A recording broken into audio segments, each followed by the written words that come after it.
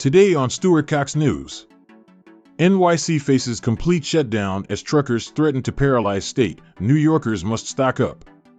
Why are U.S. truckers boycotting New York City, and will they be able to paralyze the city? Leave comment below, and now let's see the clip. Now to the potential trucker protest. Governor Kathy Hochul is warning drivers take precautions, heed the warnings. So we're getting the warning out early so all the truckers and truckers associations can get the word out as well. Is a ban on tandem trucks and tractor trailers.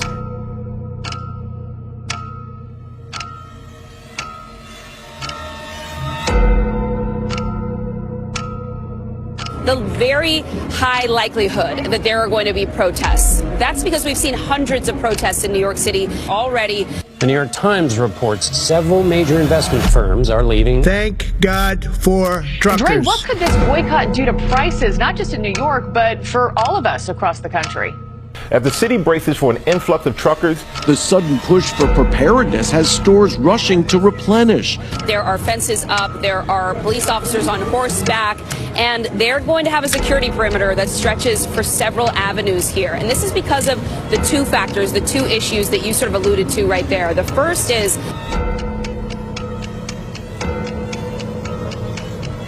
yeah, so you show me the man, I'll show you the crime. That was a famous saying from Stalin's chief of police. That's how the prosecutorial system is now working against Donald Trump today. Not only was this not a victimless crime, Sean, you want to think about the people who did business with Donald Trump. They made money off of those interactions, not just average consumers, but financial institutions. So for her to bring this case, I think is a legal and unconstitutional violation. And when that's overturned on appeal, she's now talking about seizing Trump's residences and real estate properties. I want to know what property of Letitia James is going to be seized when this is overturned on appeal for the damage this is doing to our country and to trust in the standard of the rule of law in the United States of America. We need accountability when this is overturned on appeal. But for now, I'll say this is a travesty of justice, and this should not happen in the United States of America. Legal hits keep on coming for Donald Trump, and the world is waking up to the full banana republic nature of the judgment handed down against the former president in New York City last week. The corrupt persecution by this regime will not stop with me. Oh, it's not going to stop with me. I mean, they gave me a fine of $355 million for doing nothing wrong. This was a fine like never seen before. And you know the amazing thing, the people in this country, they understood it immediately. It's all a big hoax. If I wasn't running, I wouldn't have been sued. None of these indictments would happen. How much is this just the Democrats utterly weaponizing the justice system to punish Donald Trump? Well, it's unparalleled and unprecedented. This statute has never been used in this way in the history of the state of New York. No comparable statute has been used in this way in the entire country. No case like this has ever been pursued against a leading political opponent of the presidential candidate, or anybody for that matter. I've been indicted more than some of the greatest criminals in the world for nothing. For nothing. If my plane flies over a blue state, that evening, I get a subpoena to report to a federal grand jury. So we are in unparalleled waters. And consequently, what we're witnessing is we're seeing a lot of blowback from the business community, the real estate community, the investment community, saying that they will not do business in New York as long as cases like this are even capable. Because here this is extraordinary because there was simply no victim. The only alleged victim, the banks, testified on behalf of President Trump. Said that they would not only do the deal again, they were glad they did it the first time. That it was an extraordinarily profitable deal for them to even be in business with Trump. But of course, Trump paid back every penny, nickel, dime, and dollar. Last week, former President Trump was slapped with a $354 million judgment, plus interest that compounds every day in his civil fraud case in New York. The case brought by State Attorney General Letitia James. In an interview with ABC News, James warning Trump to pay up. We are prepared to make sure that the judgment is paid to New Yorkers. Can you explain that to me? What has happened to this great constitutional republic that is supposed to be, governed by equal justice under the law and equal application of our laws? Every American should fear this regardless of where they stand politically. That's what I believe.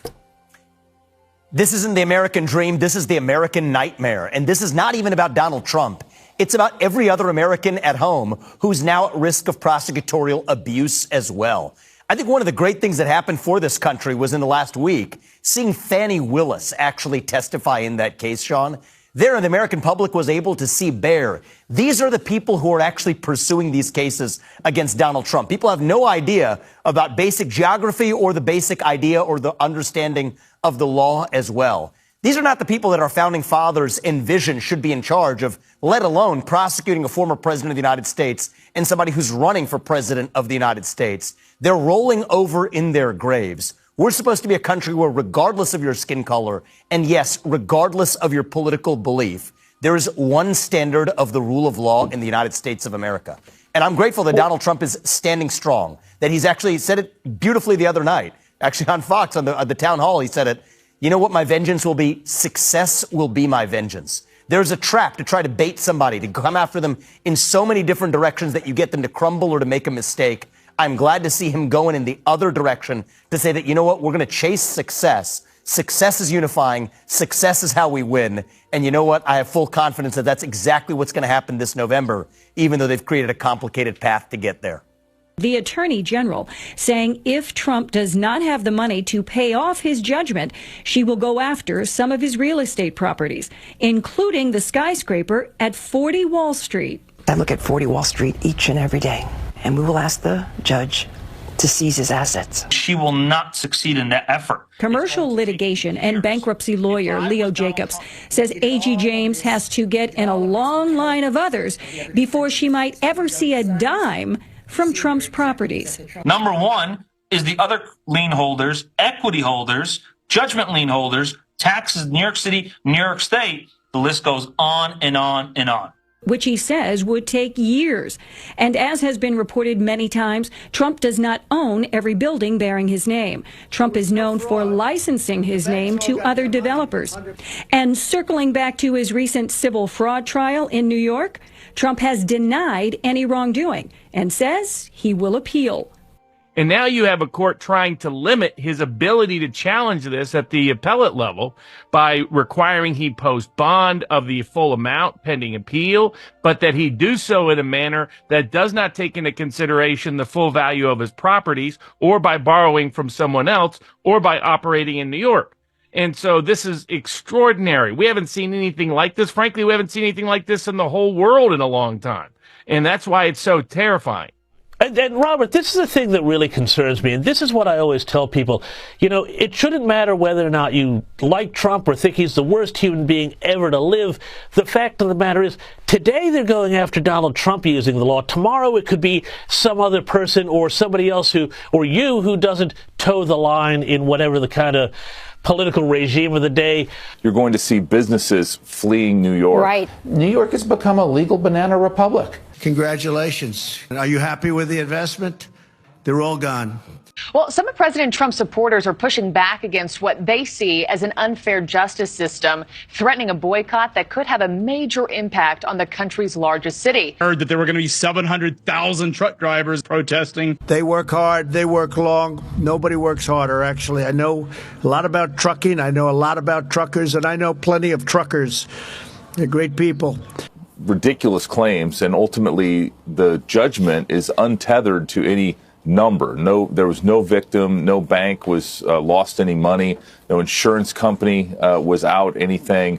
And so, you know, this judge just picked a number out of the air, hoping to punish Trump, the Trump organizations, the Trump children, and others in the Trump organization. And I think it just is, you know, it's disappointing. But, you know, the other thing that's going to happen here, Rachel, is you're going to see businesses fleeing New York. Right. Just like Elon Musk left Delaware, you're going to see these businesses leave.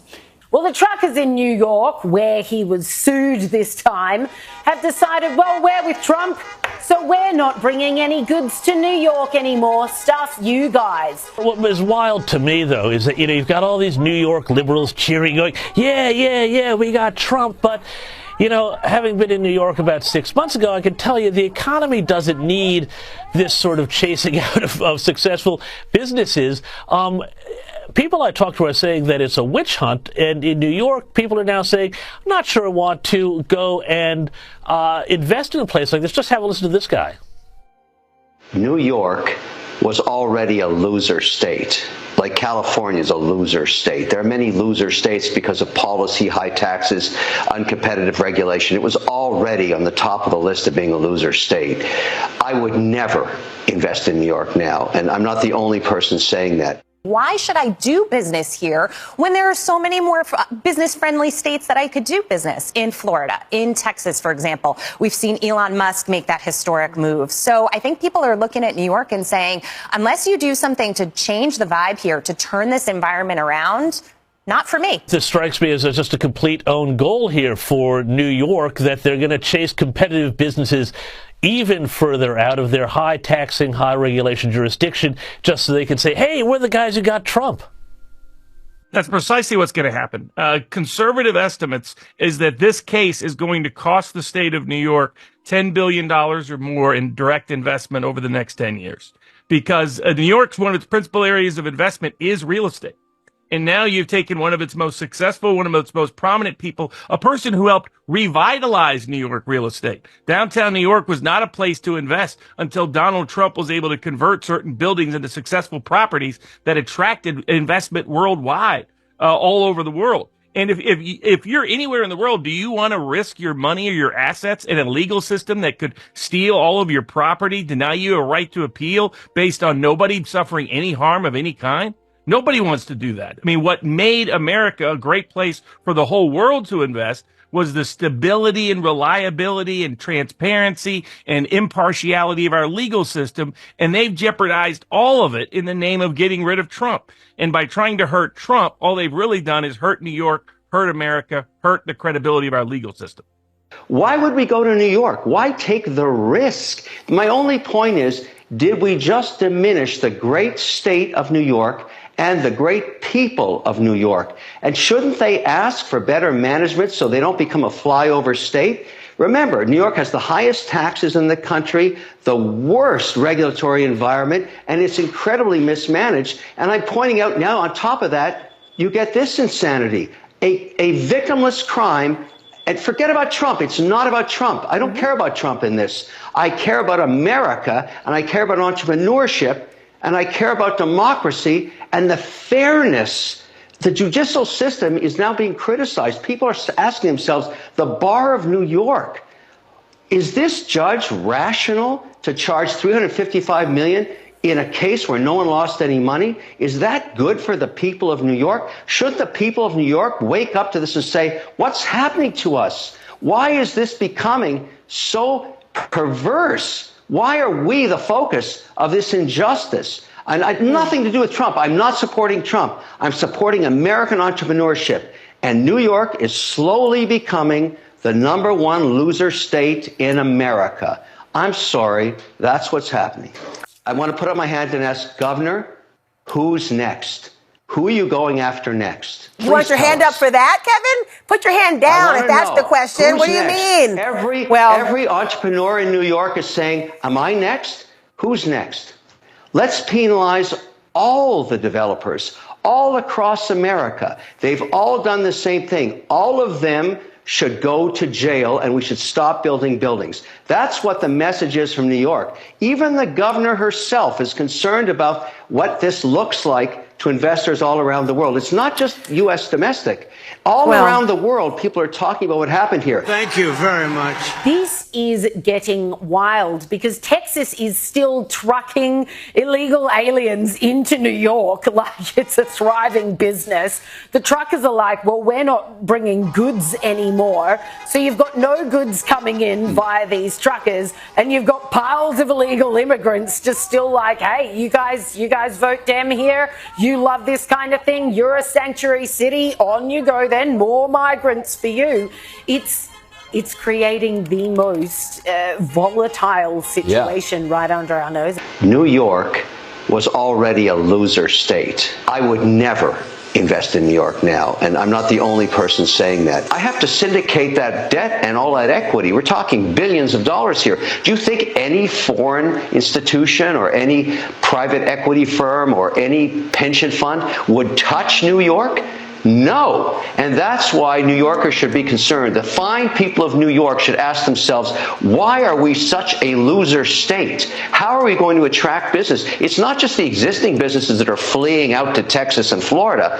What about new money like this that I'm talking about, like a $4 billion data center? Not a chance I would put that in New York. Zero probability. Never. And so they've got a lot of work to do to find themselves getting out of this situation. Winner states versus loser states. Look at Tennessee right now, fastest growing city in America, Nashville. Winner state, good policy, competitive taxes. You've got to start thinking about this in the context of winners and losers. New York, mega loser state. New York has become a legal banana republic. But before I even arrive at the Oval Office, I will win the presidency. I will be doing things that will be amazing. Why should I do business here when there are so many more business-friendly states that I could do business? In Florida, in Texas, for example. We've seen Elon Musk make that historic move. So I think people are looking at New York and saying, unless you do something to change the vibe here, to turn this environment around, not for me. Truckers for Trump is trending right now. Heard that there were going to be 700,000 truck drivers protesting. 3.5 million drivers employed in 2022. That sounds about right to you? That's correct. Somewhere in there. Okay. I look at that number. That's a big number, Craig. And we deal with politics here in this town and on this show. Do you have a sense from within your industry? Because I know this Truckers for Trump is trending right now. Some truck drivers say they're planning on refusing shipments to and from New York City in protest of that. It's a sad thing. It's a sad day for New York. They really do. Look, I love this city and I love this state. Well, some of President Trump's supporters are pushing back against what they see as an unfair justice system, threatening a boycott that could have a major impact on the country's largest city. Some truck drivers say they're planning on refusing shipments to and from New York City. Some of these truckers saying, you know what, we're not going into New York because of what happened to Donald Trump. If I'm just anybody living in New York and I see that headline, and you hear what that woman said off the top of the show, should they be concerned? Dre, what could this boycott do to prices, not just in New York, but for all of us across the country? Well, certainly if truck drivers were to boycott New York City, the impact has the potential to be very damaging and very quickly. We're talking about supermarkets, big box stores, and other businesses that rely heavily on trucking. They would feel the pinch, and so would their customers. About 90% of communities here in New York City rely heavily on trucking to move their goods. This morning, we're on the Jersey side of the George Washington Bridge, and every day you can see hundreds, if not thousands, of trucks crossing the bridge from Jersey into the city. Meanwhile, one man is now telling truck drivers not to come to New York City after former President Trump was hit with that massive multi-million-dollar fine last week. It's a sad thing. It's a sad day for New York. They really do. Look, I love this city and I love this state. They have to focus on violent crime that's taking place outside. I look outside, I look at the streets. It's so different from when I left New York. It's so different. It's dirty and it's crime-ridden. And today you walk down the street, you get mugged or you get shot. You have a new form of crime now. You have migrant crime. Migrants are trying to beat up our police officers. They're trying to do things that we've never seen before, actually. We are going to have a problem with, I call it Biden migrant crime, because you have millions of people came into this place, this country that has been so badly hurt, and they're doing things that nobody's ever seen before. So you have violent migrant crime, and they're after me for doing nothing wrong. This time they have something that's really down and dirty that frankly, no country does other than a third world country, a banana republic. I've been on the radio talking to drivers for about the last hour 15 minutes. And I'm talking to at least 10 drivers going the other way. I'm heading down from Stoughton, Wisconsin. And they're going to start refusing loads in New York City starting on Monday. Yeah, the man calls himself Chicago Ray, and as of last night, his post on X, formerly Twitter, had garnered more than 6 million views and 60,000 likes. Former President Trump also caught wind of what Chicago Ray is doing and reposted Ray's video on his platform Truth Social. But it's hard to ascertain exactly how many drivers are answering his call and what kind of impact it may have. It's not an organized effort, and the drivers expressing support for Chicago Ray, they're scattered all across the country. We did reach out to the Teamsters Union, the union representing many truck drivers, but did not get a response. We also contacted and tried to call at least the National Supermarket Association, which is based here in New York City, but did not get a response. Meanwhile, a Chicago Ray says he and other truckers are irate over Judge Arthur Engoron's fining former President Trump more than $355 million for fraud. Ray, like the former president, believes it's a form of election interference. Meanwhile, we talked to one driver who says she's joining the movement to boycott New York City, and she says if things go as planned, the city could pay a big price.